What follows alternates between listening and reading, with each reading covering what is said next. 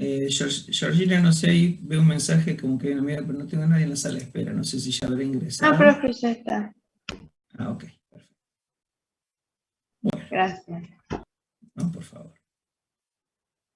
Bueno, chicos, la semana pasada habíamos empezado a compartir y a ver algunos conceptos relacionados a lo que era eh, nuestro trabajo de fuerza motriz. Habíamos estado analizando las distintas formas en las cuales, o los distintos criterios que podíamos tener en base a las formas de alimentación que podía llegar a tener nuestra planta. En eso habíamos, por lo menos creo que entendido, quedó de acuerdo que dependiendo de las potencias instaladas, dependiendo de las características eléctricas que tuviese nuestra planta, es que nosotros podemos acceder o vamos a tener que comprar energía en distintos niveles de tensión.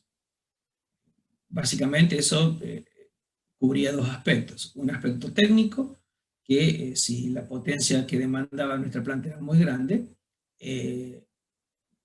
las corrientes, si compráramos en un nivel de baja tensión, las corrientes serían realmente muy elevadas y muy difíciles de manejar. Por lo tanto, necesitábamos comprar en un nivel de tensión mayor. Y eso también traía aparejado una cuestión económica. La cuestión económica era que las instalaciones que íbamos a operar iban a ser instalaciones un poco más riesgosas, más complejas. No sé si más complejas, pero más riesgosas. Y la tarifa que accedíamos sí era una tarifa más económica, más barata. Entonces, dependiendo si nosotros éramos una industria pequeña o una industria más grande, podíamos ir pensando a lo mejor en no comprar en los niveles de baja tensión y comprar a un nivel de media tensión. No sé si lo habíamos dicho, pero más o menos, dependiendo de cada distribuidora, comercialmente se acepta que a partir de una demanda superior a los 200 kilovatios, ya es una empresa que puede solicitar la compra en el nivel de media tensión y puede dejar de hacerlo en el de baja. Pero como les digo, esta es una cuestión que cada empresa debe considerar, analizar y solicitarlo a la distribuidora. Y la distribuidora después es la que determina si accede a este tipo de pedido. Ahora vamos a empezar a charlar y ver un poquito a través de diagramas unifilares cómo son los esquemas de alimentación y distribución que nosotros podríamos llegar a tener, yendo de algo muy simple hasta algo un poco más complejo. Estos diagramas unifilares después en el trabajo tienen que estar representados, ya que es una esquematización de cómo va a ser la instalación eléctrica de nuestra planta. Este esquema que tienen acá es muy simple, es de una empresa que compra en el nivel de baja tensión. Acá está representado lo que es la medición, el aporte de energía desde la red pública, esta es la barra de baja tensión, y acá tenemos la barra ya desde alimentación de la planta. Una vez que es medido, tenemos un tablero principal donde se alimentan las distintas líneas, los distintos sectores que puede llegar a tener la planta, cada uno con su correspondiente protección. Un sistema o un esquema un poco más complejo es cuando ya se accede a la compra en el nivel de media tensión.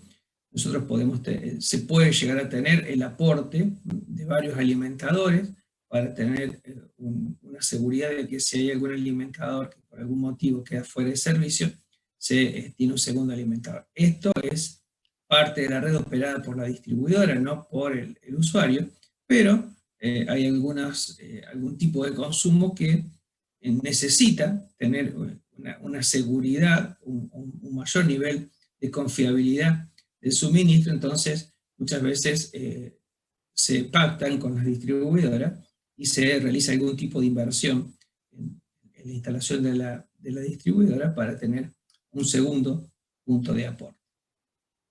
Y después internamente, bueno, en este caso se compra el nivel de media tensión. Fíjense, hay dos transformadores, no están colocados en la parte secundaria en paralelo, sí están tomando sobre una misma barra de media tensión, y cada uno de ellos aporta después a un sistema independiente de la planta. Un sistema un poco más complejo es como este que tienen indicado acá, ya son para grandes instalaciones, donde no solamente puede tener una mayor seguridad desde la alimentación, sino que muchas veces se utilizan generadores para aportar sobre las barras, sea las barras de media tensión como están indicadas acá, o podría llegar a ser sobre las barras de baja tensión. El hecho de tener un generador aportando sobre la barra implica un respaldo en caso de cero tensión desde el exterior. Hay muchos sistemas productivos que tener un cero tensión o quedarse sin energía puede implicar grandes perjuicios, porque a lo mejor todo el producto que están elaborando lo tienen que descartar, volver a realizar, volver a una vez con la energía, recomenzar el proceso. A lo mejor la mano de obra que tienen es muy cara y tenerla parada significa un perjuicio muy grande. Imagínense, a lo mejor alguna empresa que tenga una cámara y frigorífica debe mantener un determinado nivel de frío, y si pasa una determinada cantidad de tiempo, puede ser que todos esos productos que están ahí almacenados haya que descartarlos. Entonces, el costo o las pérdidas pueden llegar a ser demasiado importantes. Por eso que es otra cosa que tienen que considerar. Si bien ustedes en la planta no saben qué se produce, pero bueno, es una cuestión que ustedes como grupo la pueden discutir y pueden tomar decisiones y decir, bueno, nosotros le vamos a agregar a nuestra planta un grupo de respaldo. Ese grupo de respaldo puede cubrir toda la potencia de la planta, o bien puede cubrir solamente la parte de la potencia crítica, es decir, lo que yo necesito, que sí o sí tenga permanentemente energía. Tengan en cuenta que estos grupos son costosos, tienen un mantenimiento periódico, porque uno necesita que siempre estén disponibles, y a lo mejor puede pasar mucho tiempo y nosotros no necesitarlos. Si uno no les hace el mantenimiento cuando lo necesitemos, a lo mejor puede ser que no estén disponibles, puede ser que falle. Entonces, son grupos costosos, necesitan un mantenimiento periódico. Entonces, invertir por invertir y poner un grupo si no es necesario, o poner un grupo de potencia a lo mejor que no es necesaria, a veces no tiene demasiado sentido. Hay esquemas como este que tienen indicado acá que se pueden aplicar a parques industriales, donde son esquemas cerrados, donde nosotros tenemos una conexión, una especie de anillo, en donde el sistema es más complejo de operar, pero brinda mayor confiabilidad, ya que cualquier falla que pueda haber en el sistema puede ser solucionada con el aporte de energía en sentidos contrarios. También pueden llegar a tener el aporte de varios alimentadores, varios grupos de generación propios. Entonces, en instalaciones que el sistema requiere cada vez más confiabilidad, generalmente se va volviendo más complejo de operar, se va volviendo más sofisticado, y hace que en caso de fallas, sean externas o internas, siempre se cuente con distintos niveles de respaldo, ¿no? Entonces es muy difícil que nos quedemos sin energía en un sistema como este. En lo que hace, eso eran los sistemas, y en lo que hace las estaciones transformadoras, nosotros ya vimos el año pasado, y estuvimos creo que charlando bastante, cuando hablamos de la confiabilidad que me empieza a brindar cuando yo utilizo esquemas de transformadores en paralelo. En la rama industrial es muy común utilizarlo, pero eso va a ser siempre y cuando la instalación que están alimentando justifique. Fíjense que estoy haciendo bastante hincapié en la cuestión económica, porque nosotros podemos prever instalaciones seguras, pero todo eso hace que nuestra instalación se vaya volviendo más costosa. Y eso siempre terminamos haciendo una cuenta y viendo si realmente es necesario o no. Este esquema de subestación que tienen ahí planteado es un esquema, el más simple, en donde la energía va a siempre pasar por una misma máquina, y en caso que esa máquina sufra algún tipo de fallo, ¿no? Bueno, nosotros nos podemos llegar a quedar sin energía. Quizás este esquema va a ser un esquema en donde la compra de potencia es muy baja, quizás ese transformador ni siquiera sea de la empresa, de la empresa, sino que es de la distribuidora, o sea que la medición se va a hacer acá sobre la barra de baja, y todo esto es parte de la instalación de la distribuidora. A lo mejor empresas un poquito más importantes puede ser que compren en este nivel de media tensión y tengan un esquema simple como este con una sola máquina.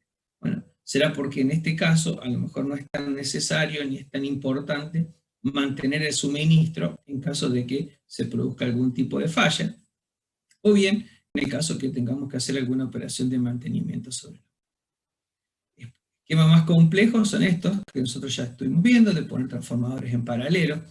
Y recuerden esto, el hecho de utilizar transformadores en paralelo no siempre es porque tengamos que ampliar una potencia de transformación, sino básicamente, la cuestión más recurrente de utilizar transformadores en paralelo tiene que ver con la necesidad de dar confiabilidad al aporte de energía al suministro.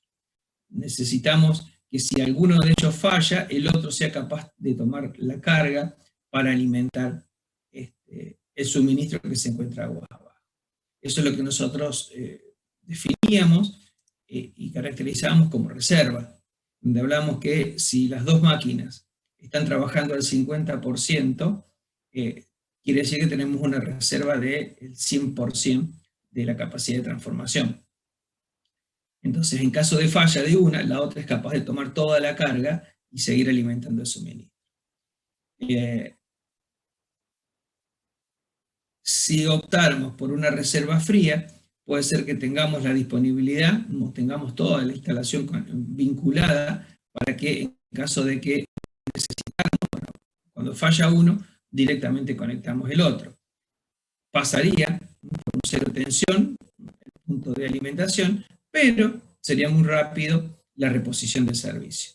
En caso de no tener la doble instalación y el otro transformador tenerlo guardado en almacén, bueno, el tiempo que va a durar el corte de suministro va a ser el tiempo que nosotros necesitemos de reemplazo de un transformador por otro. Siempre se llega a la misma encrucijada, a una cuestión de dinero. Cuando se justifican las inversiones, bueno, nosotros hacemos las inversiones para tener una confiabilidad elevada y que en caso de producirse una falla, nuestras cargas no se enteren de que se produjo una falla en mi instalación. Tengo algún elemento que fue capaz de tomar esa carga y seguir aportándola. En caso de instalaciones más sencillas o instalaciones que no requieran ese grado de continuidad, bueno, podemos tomarnos la libertad de tener instalaciones más económicas y admitir algunos tiempos sin suministro. Profe, una pregunta. Sí. Eso de admitir algunos tiempos sin suministro sería, o sea, no tener comprado el segundo transformador, o siempre hay que tener sí o sí comprado el otro transformador, no importa si lo tenés en frío o en... No. Vos podés decidir no comprar el segundo transformador, tener una sola máquina, y bueno, después, digamos que te arriesgás a que en caso que suponete que vos estás comprando el nivel de media tensión, que el transformador es tuyo. Si vos compras en el nivel de baja tensión, el transformador es la distribuidora y es un problema de la distribuidora, no es un problema tuyo. La distribuidora es quien debe, en caso que falle, cambiarlo, arreglarlo, lo que diablo sea. ¿Está bien? Está claro eso, ¿verdad? Sí. Entonces, si yo compro en el nivel de media tensión, ahí es donde yo tengo que empezar a ver qué hago. Tengo una segunda máquina de repuesto, tengo una segunda máquina conectada en paralelo, en reserva caliente. ¿Cómo hago? ¿La tengo guardada? Esas son las decisiones que uno tiene que tomar. Entonces, si uno puede ser que a lo mejor tu empresa, vos tengas un solo transformador y decidas tener un solo transformador y un grupo electrógeno. De manera que si ese transformador llega a fallar por lo que sea, vos podés vincular tu red a tu grupo electrógeno y con él vas a generar hasta tanto vos puedas reparar el transformador.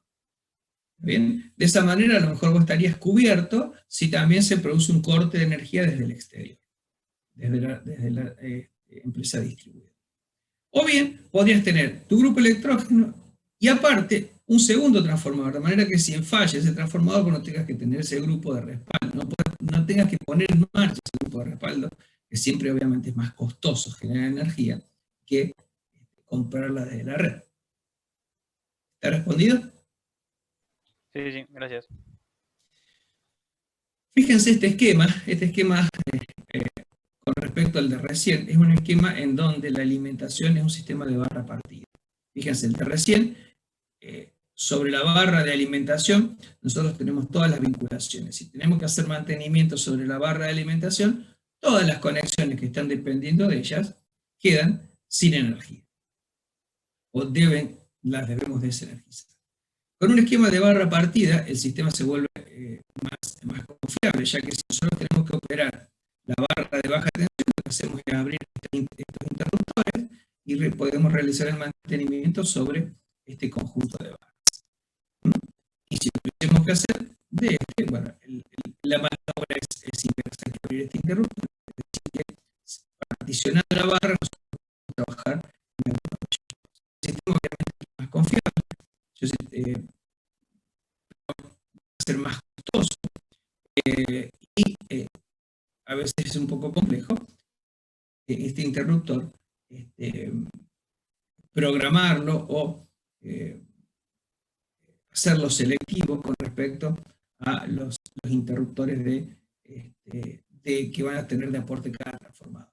Ya que por aquí van a estar pasando corrientes en una dirección o en otra dirección, dependiendo de cómo se esté operando el sistema de la barra.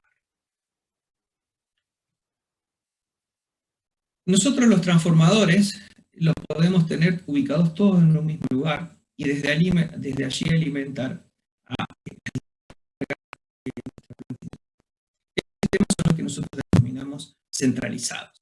Tenemos todas las transformaciones ubicadas en un solo punto. En general, para lo que son las plantas industriales y demás, eso es lo más común y seguramente es lo que ustedes, en caso que recurran a estaciones transformadoras para poder alimentar sus cargas, van a hacer.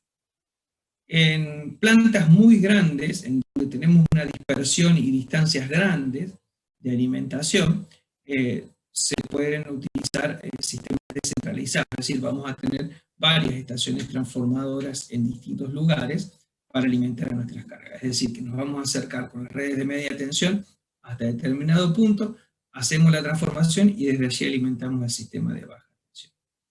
Tengan en cuenta que si las distancias son muy grandes, nosotros cuando hagamos los cálculos, siempre tenemos que tener en cuenta los niveles de caída de tensión que tenemos.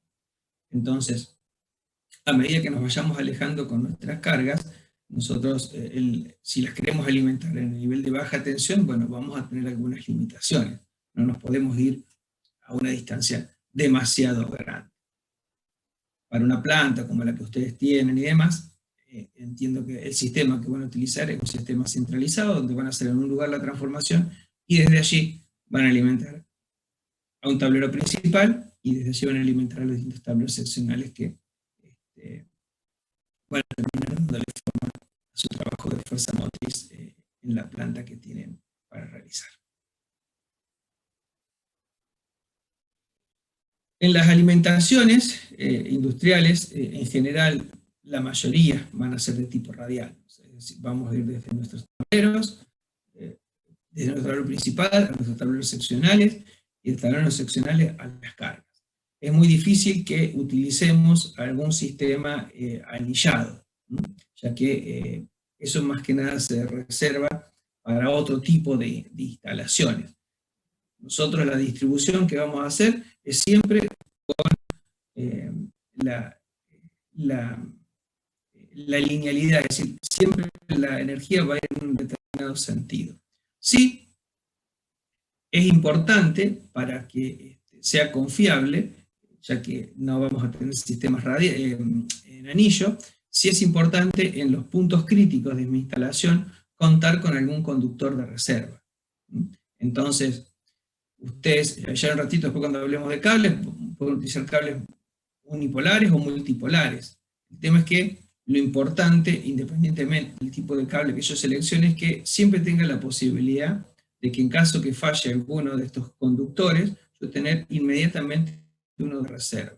de manera que yo energizo ese conductor de reserva, y el que falló, bueno, después tengo el tiempo suficiente para poder repararlo y dejarlo en condiciones operativas.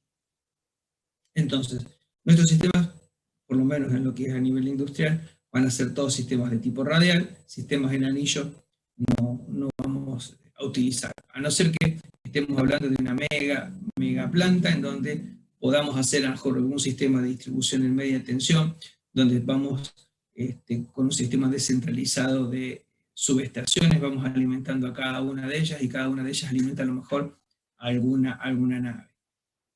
No es el caso con el que ustedes van a tener que trabajar, por lo menos. ¿Voy claro hasta acá? Sí, profe, se entiende. Sí, profe. ¿Sí?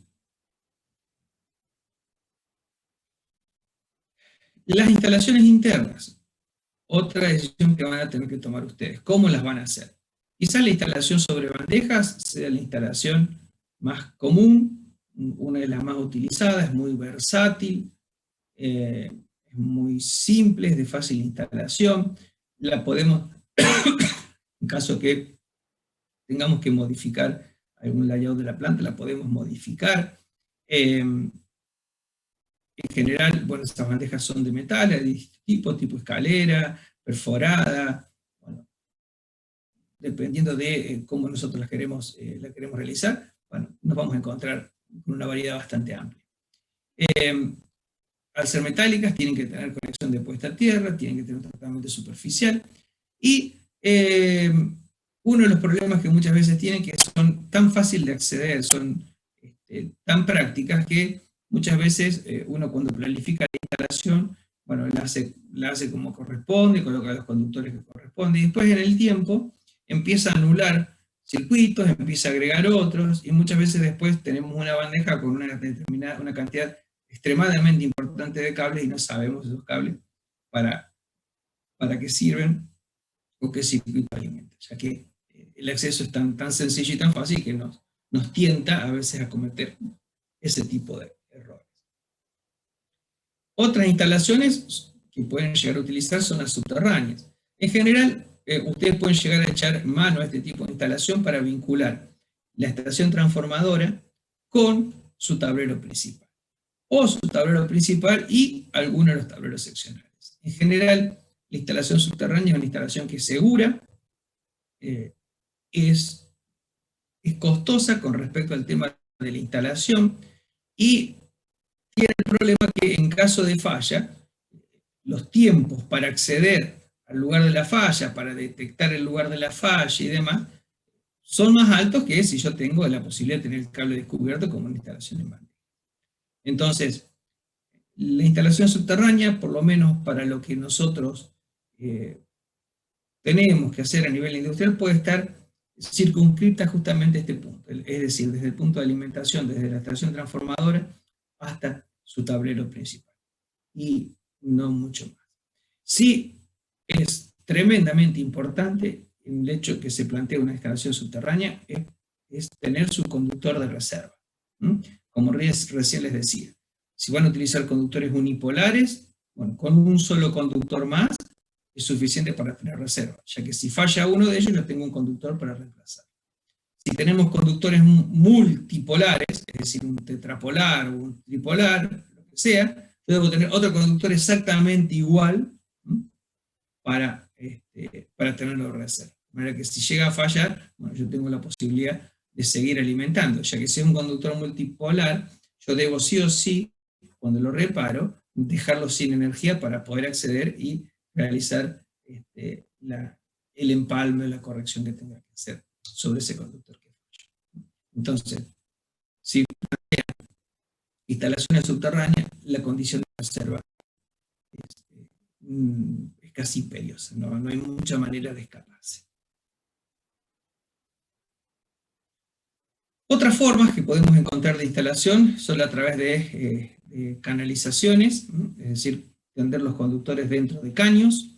Nosotros nos instalamos los caños, colocamos a una determinada distancia cámaras de inspección, y desde allí nosotros hacemos el tendido y vamos colocando todos nuestros conductores dentro de los caños.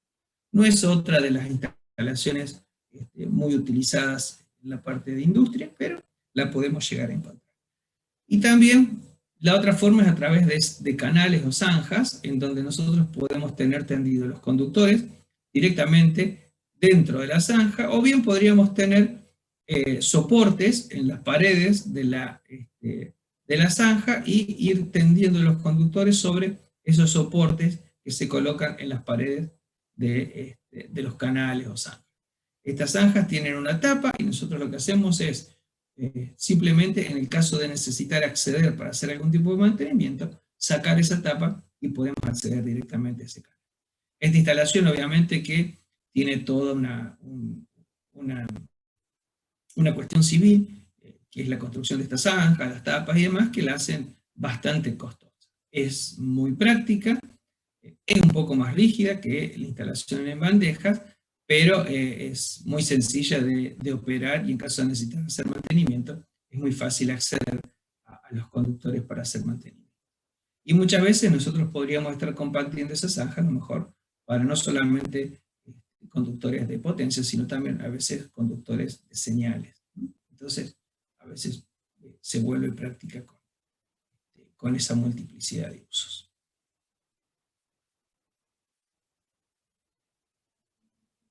Bueno, con respecto a los tableros, nosotros vamos a tener un primer tablero en nuestro sistema que no lo vamos a operar, que es la parte de medición. Si vamos viendo desde el circuito, desde que ingresa la energía hasta donde nosotros lo vamos a considerar, vamos a tener un primer tablero donde se va a hacer la medición. Después va a haber otros tableros, que va a ser nuestro tablero principal, donde vamos a tener elementos de protección y de maniobra. Y después vamos a ir a nuestros tableros seccionales. Ahí tienen una serie de puntos que son con respecto a la selección y a cómo debo elegir un tablero, desde las cuestiones de seguridad hasta las cuestiones operativas. Más que nada lo que a nosotros nos interesa en este trabajo, si ustedes van a hacer una selección, van a estar buscando un catálogo, van a elegir un tablero con un determinado grado de protección, ese grado de protección, de acuerdo a lo que ustedes pensaron que es la fábrica, bueno, va a ser a lo mejor un poco más crítico, un poco menos crítico, con respecto a la entrada de grado, de entrada de polvo, la entrada de partículas, la entrada de agua. Entonces, ustedes van a elegir un tablero con un determinado IP. Y ese tablero lo van a ir a ubicar en algún punto de la planta, sea su tablero principal o su tablero secundario. Para ubicar ese tablero, lo primero que van a hacer es ubicar ese tablero en lo que nosotros denominamos el centro de carga. Es en el lugar, digamos, donde es más conveniente inyectar potencia. Ya vamos a ver cómo nosotros, después en los cálculos, determinamos y encontramos eso que llamamos baricentro de carga. Entonces, nosotros vamos a hacer un análisis desde atrás hacia adelante, es decir, vamos a determinar primero cuál es el baricentro de carga de nuestros tableros seccionales. Una vez que encontremos los baricentros de carga, es decir, los lugares más convenientes, desde donde me conviene inyectar potencia a ese sector, veo si ese lugar donde me dio por cálculo, que es el lugar más conveniente teórico, es un lugar que realmente yo pueda poner el tablero. Para eso voy a ver eso que tienen como ubicación de tablero. Veo que ese lugar sea seco, que tenga ventilación, de fácil acceso, que esté iluminado, que se puedan hacer tareas de mantenimiento, que la persona vaya a poder operar con libertad. Entonces, si yo veo que ese lugar donde me dio el tablero, el baricentro de carga, es un lugar que cumple con esos requisitos, bueno, lo ubico ahí.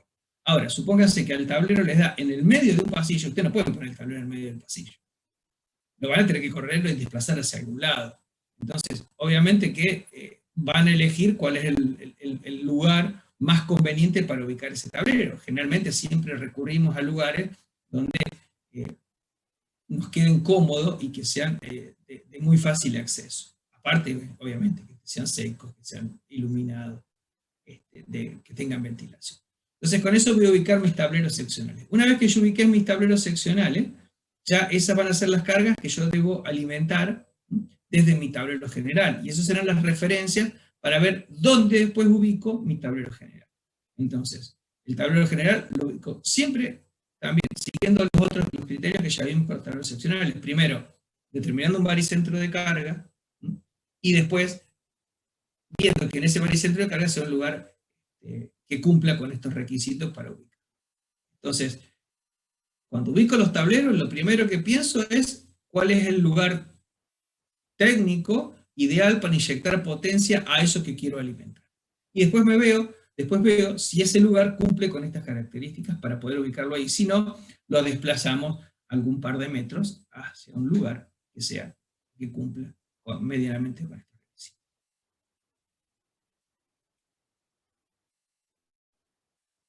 En el caso que manejen potencias muy altas, nosotros ya conocimos y hablamos el año pasado de las celdas.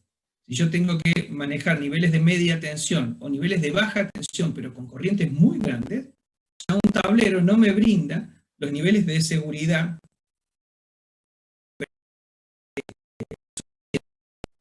para poder hacerlo con este tipo de elementos. Entonces ya tengo que recurrir a algo más complejo, algo más caro, como es una celda.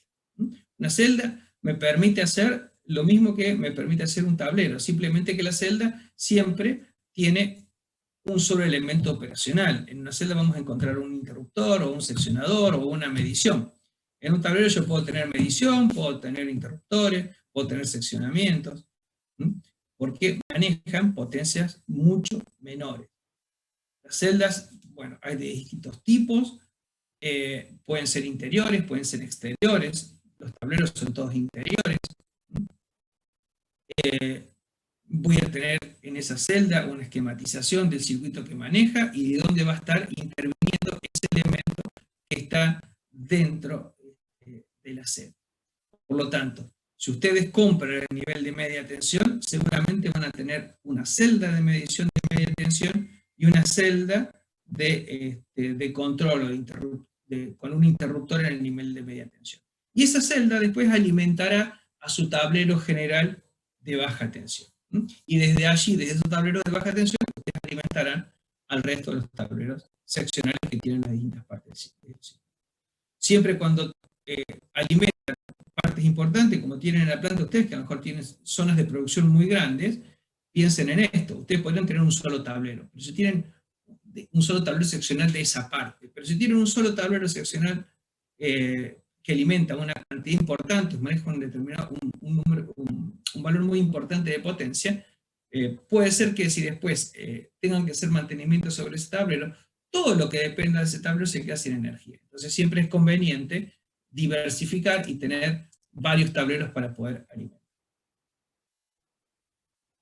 Mira, Ramiro, cuando estamos hablando de corrientes de más de 200, 300, 400 amperes, y ya estás usando, en media tensión utiliza celdas, no hay vuelta.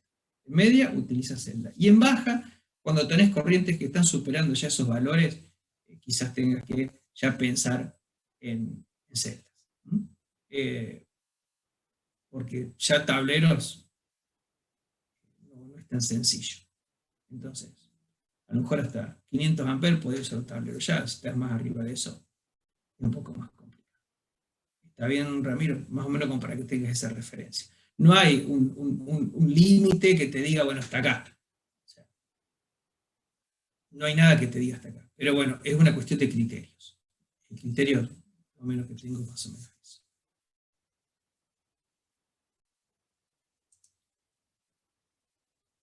En lo que son los equipos de protección y maniobra, nosotros ya también estuvimos viéndolos el año pasado. Nosotros no vamos a hacer cálculos, vamos a hacer una selección a través solamente de corrientes nominales, no vamos a hacer selectividad, simplemente la única selectividad que vamos a hacer a través de las corrientes que va a manejar el circuito. Entonces, si nosotros tenemos que proteger un circuito que maneja una corriente, por decir, de 50 amperes, yo lo que voy a colocar ahí, cuando elija, es un fusible, o una llave termomagnética, o un interruptor automático, capaz de interrumpir ese nivel de corriente. ¿Está bien? Es lo único que vamos a hacer para seleccionar.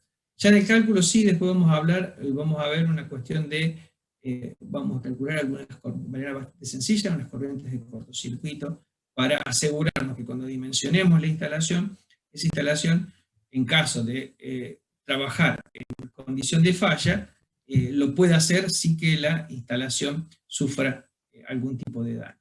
Entonces, vamos a proteger, o estos elementos que vamos a colocar de protección van a abarcar estos tipos de fallas que nosotros ya conocemos, que son la sobrecarga, los cortocircuitos y las fallas de aislación. Vamos a utilizar interruptores automáticos de potencia, que nosotros ya los conocemos. Estos interruptores nos van a proteger tanto de cortocircuitos como de sobrecargas. Estos van a estar ubicados dependiendo de la instalación. Seguramente esto acá que tienen es un interruptor muy pequeño, pero hay interruptores más importantes, colocados en tableros principales o en tableros seccionales. Vamos a tener llaves termomagnéticas para proteger nuestras instalaciones. Ya las vimos cómo actúan, sabemos que actúan ante sobrecargas a través de un bimetálico y un relé magnético contra cortocircuitos. Vamos a tener en nuestras instalaciones interruptores diferenciales. Recuerden que estos interruptores en general los vamos a ir colocando y vamos a tener de ellos hasta determinadas potencias. Para potencias muy grandes no los vamos a tener, por lo menos estos que nosotros disponemos para poner en tableros. Si no, ya lo que tenemos que tener es un interruptor con disparo a través de relé. Para potencias muy grandes, nosotros cuando vimos el año pasado cómo operaban en lo que son las redes de distribución, veíamos que teníamos una celda, en esa celda teníamos un interruptor. Que ese interruptor lo que tenía era asociado determinados relés que estaban censando los distintos tipos de fallas que podían producirse en la red. Entonces podíamos llegar a tener un relé diferencial, un relé de tierra, un relé termomagnético, es decir, distintos tipos de relés que se censan. Y eso, cuando detectaban una falla, le daban la orden al interruptor para que disparara. En general no creo que les pase eso a ustedes. Ustedes van a tener una instalación más pequeña y van a ir colocando en cada uno de sus tableros seccionales interruptores diferenciales, llaves termomagnéticas, o guardamotores. Los guardamotores son los elementos que me permiten proteger a un motor teniendo un disparo similar a lo que es una llave termomagnética. Bueno, no hace falta que me explaye en lo que es el funcionamiento del interruptor o diferencial, ya lo vimos el año pasado. Ustedes saben que este tipo de protección dispara en caso de que se produzca una fuga o una corriente. Esto es lo que les comentaba recién. Existen guardamotores. El guardamotor es como si fuese una llave termomagnética. Nada más que el disparo lo produce una vez que ya se extinguió la corriente de arranque del motor. Entonces, este tipo de protección me asegura que la corriente de arranque, esa corriente tan elevada que tienen los motores en ese instante, no me va a producir la actuación de la protección. Entonces, ustedes, este tipo de protección va a estar colocada en su último tablero, que es el tablero de máquina, que es el tablero que va a alimentar directamente a cada una de las máquinas que ustedes tienen en su instalación. Pueden llegar a tener o prever algún tipo de fusibles. Los fusibles, si los colocan, van a ser una de las protecciones primarias.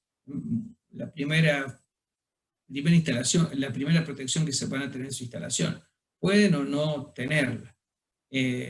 Siempre es interesante contar con un fusible, porque el fusible es un elemento que tiene un poder de corte muy alto. Entonces, en caso de que las protecciones que estén aguas abajo no sean suficientes, no tengan la capacidad de ruptura suficiente ante una determinada falla, el fusible me va a asegurar que va a producir la apertura del circuito. Y en lo que son seccionadores, el seccionador es un equipo solamente de maniobra, no es de protección. Pueden llegar a utilizarlo, a veces no es tan común utilizar un seccionador en una instalación, pero lo pueden llegar a utilizar, de manera que yo pueda producir una apertura segura del circuito. Pero siempre el seccionador va asociado al interruptor. Es decir, yo tengo que tener un interruptor para poder abrir el circuito cuando se encuentre en carga, y una vez que el circuito está abierto, es decir, que no circula más corriente, yo ahí produzco la apertura del seccionador. Y con eso me aseguro que ese circuito se encuentra abierto y puedo realizar las tareas de mantenimiento de forma segura. Entonces, pueden llegar a utilizar algún seccionador en su instalación. Acá tienen algunos ejemplos de las formas en las cuales nosotros vamos a ejemplificar estos elementos en nuestro diagrama unifilar. Desde lo que es un interruptor automático de potencia, seccionador con fusible, un seccionador sin fusible y un interruptor termomagnético. Estos son los esquemas, la simbología que nosotros vamos a utilizar para ir reproduciendo cómo va a estar diagramado o hecho mi esquema unifilar que va a representar a mi circuito eléctrico. Acá tienen un ejemplo de lo que sería un diagrama unifilar, desde una alimentación en baja, un punto de corrección de factor de potencia, vamos a hacer también un cálculo para corregir el factor de potencia de la planta, un tablero general, y ese tablero general, donde hay un interruptor automático de potencia, alimenta a tres salidas con un seccionador fusible, y después cada una de ellas con una protección automática. Obviamente que en lo que es la selectividad, esta protección, este interruptor automático es más pequeño que este general, de manera que si hay una falla en esta línea de alimentación, esa falla quede contenida solamente a esa parte del ciclo.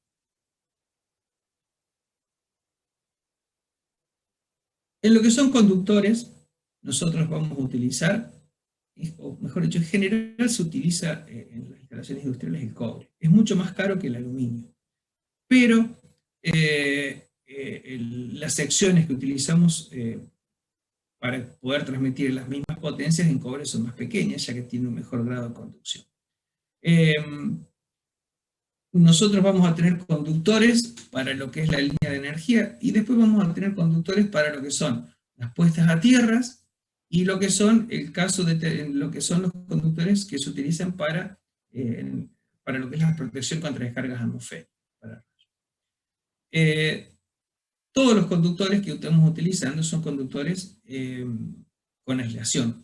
Ya no se utilizan más los conductores desnudos. Sí, vamos a seguir un determinado código de colores, o hay un determinado código de colores, ustedes no es necesario en el cálculo que lo pongan, pero sí que lo conozcan. Si nosotros tenemos todo nuestro cable de puesta a tierra, ese cable de puesta a tierra tiene que, pues, de color verde y amarillo. Mientras que después vamos a asignar colores tanto para neutros y para fase. Pueden utilizar cables unipolares o multipolares. Eso va a depender de lo que del criterio que ustedes tengan y lo que quieran elegir. Siempre el hecho de tener cables unipolares es más costoso. Pero, en caso que falle un cable unipolar, yo puedo estar reparando solamente y trabajando sobre ese cable. No me hace falta desenergizar a los otros, ya que son todos cables aislados. En cambio, si yo tengo un cable multipolar, como algunos de estos que están acá, que tienen varios conductores, si a mí se me daña alguno de ellos, yo necesito a todos dejarlos sin energía para poder hacer o ejercer la reparación de ese conducto. Entonces, esto ustedes lo van a decidir. ¿Qué tipo de cable van a utilizar? ¿Si unipolar o multipolar? Dependiendo después si el sistema es trifásico, es monofásico y demás, bueno, será la elección del conductor que ustedes hagan. Acá tienen la codificación en función de los colores para utilizar neutros, fases y la puesta a tierra. Y acá tienen como, bueno, esto ya lo vimos también el año pasado, como son las partes que componen a un conductor subterráneo. Estos son conductores de nivel de media tensión. Si es un conductor de baja tensión, simplemente es el conductor, la aislación y la cubierta externa. No tienen todos los otros componentes que vuelven mucho más complejo y más caro a un cable subterráneo en el nivel de media tensión. Y bueno, y acá es donde ya empezamos con el cálculo para hacer nuestra instalación de fuerza. lo que vamos a estar viendo en la clase que viene, donde ya vamos a cerrar el tema. Ahí vamos a ver paso por paso cómo es el cálculo, y van a ver que lo mismo que es con el trabajo de iluminación. Si ustedes pueden discutir, pueden acordar criterios y demás, van a ver que el cálculo es bastante sencillo, porque es ir siguiendo todas estas ecuaciones que yo les voy a presentar. Lo más difícil es esto que estábamos charlando, es de encontrar cuáles son los mejores criterios para decidir cómo va a ser su instalación. Quizás lo difícil es eso, imaginarse su instalación, imaginarse cómo va a ser, cómo la van a plantear, por dónde la van a atender, dónde van a estar ubicados los tableros. Entonces, lo primero que van a necesitar es identificar las cargas. Esta semana les voy a estar cargando en la UV cuáles son las cargas que tienen que utilizar por cada grupo, y en función de esas cargas que tienen que utilizar por cada grupo, después empezar a ir diagramando la instalación. Si vamos a comprar en función de la potencia que tenemos en el nivel de baja tensión, en el nivel de media tensión, si la instalación va a ser en bandejas, va a ser subterránea, si va a ser combinada, a lo mejor una parte es subterránea, otra parte es en bandeja, otra parte es canalizada. Bueno, esas cosas que ustedes, no hay nada que diga que tenga que hacer de una determinada manera. Eso lo van a decir ustedes como grupo. Ustedes como grupo van a decidir qué tipo de instalación quieren hacer. Hablemos rápido. ¿Preguntas?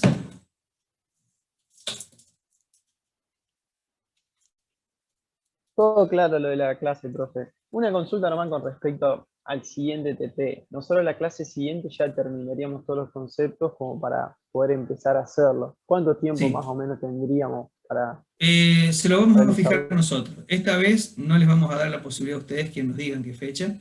Sí vamos a fijar la fecha, y como este año pasó que hay mucha gente cruzada de cursos y demás, vamos a fijar una fecha. Yo, cuando terminemos la semana que viene, les voy a decir qué día es. Ese día y horario va a ser el mismo para todos los cursos. Todos van a entregar el mismo día y a la misma hora.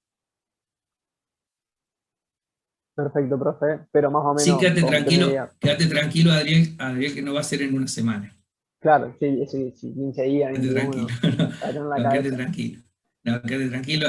Posiblemente no me tomen esta palabra, pero yo lo que estoy pensando, lo voy a hablar con el otro profe, lo que estoy pensando es darles 3 semanas. El que lo quiere entregar antes, lo entrega antes, por supuesto, pero ese va a ser el tope. Estoy pensando en ese tiempo, no más de eso. Genial, profe. Sí, pues las clases son ¿Eh? clave por ahí para, si alguno tiene una duda o algo, entra, se la pregunta como más rápido para todos, para ustedes, para nosotros. Sí, lo mismo ya, conmigo van a tener la clase que viene y después el parcial, y ya no más. Como no nos vamos a estar viendo, lo que vamos a hacer también, vamos a establecer algún día y horario, en ese tiempo, esas 3 semanas que ustedes van a estar haciendo los parciales, algún día y horario en donde nos conectemos y podamos despejar las dudas. Perfecto, profe. Muchas gracias, muy atento. No, por favor. Chicos, ¿algo más? Sí, profe, yo tenía una duda con el trabajo que tenemos que entregar el Sí. viernes. Nosotros en la parte de oficina pusimos un cielo raso, Sí. y la altura de ese cielo raso es de 3 metros. No sé si digamos, estamos haciendo bien o... Es medio alto.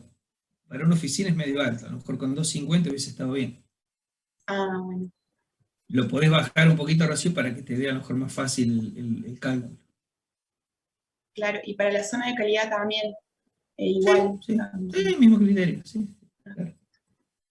Y otra cosa, la parte esa que queda como un pasillo de la fábrica, que están las oficinas, que no hay máquinas ahí. Ahí también deberíamos poner luminarias. O... A ver, sí, la iluminación tiene que estar en todos lados, pero bueno, puedes tomarlo ese pasillo para no hacer una instalación aparte. Si está integrado, tomarlo como parte del sector de producción. No Claro. lo calculés como pasillo. Bueno, listo, gracias, profe. Profe, yo tengo una duda también con respecto al TP de iluminación. Yo también. Sí, Cuando hicimos el cálculo de lumen, bueno, obviamente nos guiamos con la norma y eso nos dio todo bien dentro del rango. Pero en algunos casos, cuando hicimos el cálculo de punto a punto,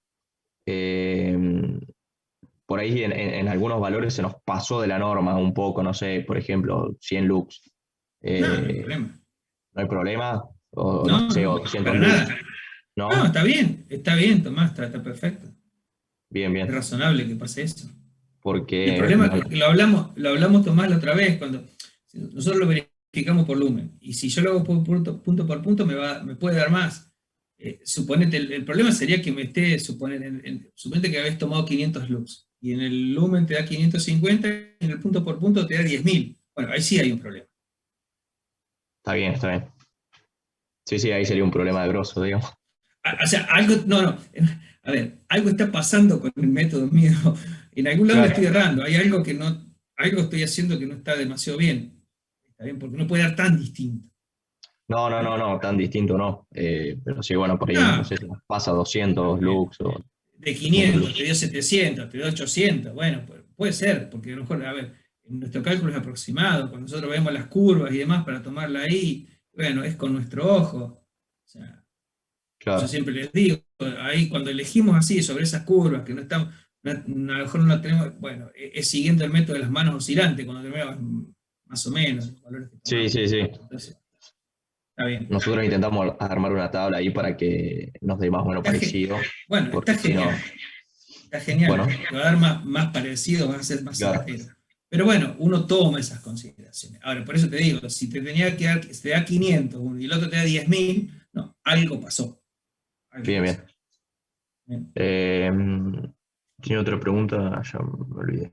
Ah, bueno, nada, y justamente esto venía al caso por la chica que preguntó anteriormente, me lo aclaró, que si en el pasillo podíamos tomar, digamos, como si fuese un sector de producción, porque por ejemplo nosotros ahí como era solamente de paso, no Sí. sé, creo Es que más, habíamos, es más, Tomás, está siendo conservativo, porque el pasillo seguramente requerirá un nivel de iluminación menor. claro, nosotros creo que nos había quedado, no sé, para que dé 300 Ah, está lux, por bien. ejemplo. Tómenlo así. Eh, bueno, Tómenlo así. perfecto. Profe, yo Listo, tengo una profe. duda también. Gracias. Dale, Melissa. No por nada. Si decidimos luminarias empotradas, ¿podemos directamente empotrarlas, digamos, en la parte más baja del techo y no hacer el cálculo de H con la fórmula? Nos quedó todo bien, digamos, todos los puntos cumplían, no hay problema con la altura. El tema de calcular el tema de la altura es cuando yo lo voy a suspender para tener una idea de cuál es la Claro, mejor altura para suspender. Es una idea. Si el cálculo me da tanto y yo decido cambiarlo, poner otro, lo cambio. claro, porque Es la mínima simplemente era una distancia mayor que la óptima, entonces era como que no por había eso, problema. es una referencia que tengo eso. Es una referencia, nada más. Bien, bien. Y el Después si tema yo de le la doy distancia, bolilla, perdón, ¿no? Si yo le sí, doy bolilla o no, eso después. perfecto. Y el tema de la distancia máxima entre luminarias no la encontramos en el catálogo del fabricante, así que lo calculamos con la fórmula que era Bueno, 1,5 de H. Está bien, ¿no? está bien, está bien, Bien, gracias, profe. por nada. Bueno, chicos, Profe, tengo. disculpe, las tablas de Sí. reflexión en paredes, suelo y piso, si no las encontramos, si el fabricante no las encontramos en los catálogos, ¿podemos usar algunas estándar? Porque las buscamos Sí, por todos lados y... sí, les dije que sí. No Ah, hay problema. buenísimo. Usen eso. O unas que tengan el mismo dibujo, si fueran paneles, buscamos unas con un panel y otras con que tengan Si fuesen colgante. puntuales, sí, así. Exacto. Buenísimo, gracias. Usen eso. Chicos, Profe, tengo una reunión ahora, así que si queda alguna más rápido, denle, porque si no tengo una reunioncita que entrar ahora en un sí, ratito. Dígame. nosotros en el caso del método punto por punto, los puntos intermedios nos vienen en lux, pero la uniformidad nos da 57%. ¿Hay algún problema en eso? O sea, no te escuché muy clara la pregunta, pero yo lo que entendí es que tu nivel de uniformidad en algún lugar te da el 57%, ¿puede ser? Sí, así es. Está medio bajo, está medio bajo. Puede ser que tengas las luminarias con las proyecciones no muy, o estén muy alejadas, o estén en una posición que no haya una buena superposición. Podrías bajarlo un poquito a tu nivel de iluminación, bajalo si lo podés, porque a lo mejor mejoras la uniformidad bajándolos. Fíjate. Bien. Está medio bajo. Yo Bueno, intervendría para levantarlo un poco, por lo menos llegar a un 70-75%. perfecto.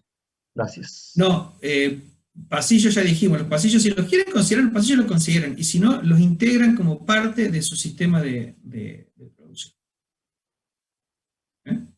Alguien preguntó ahí en el chat. Me dice. Chicos, recuerden entonces, viernes, 18 horas, manden el mail a esa casilla que tienen ahí en la UV con su trabajo de iluminación.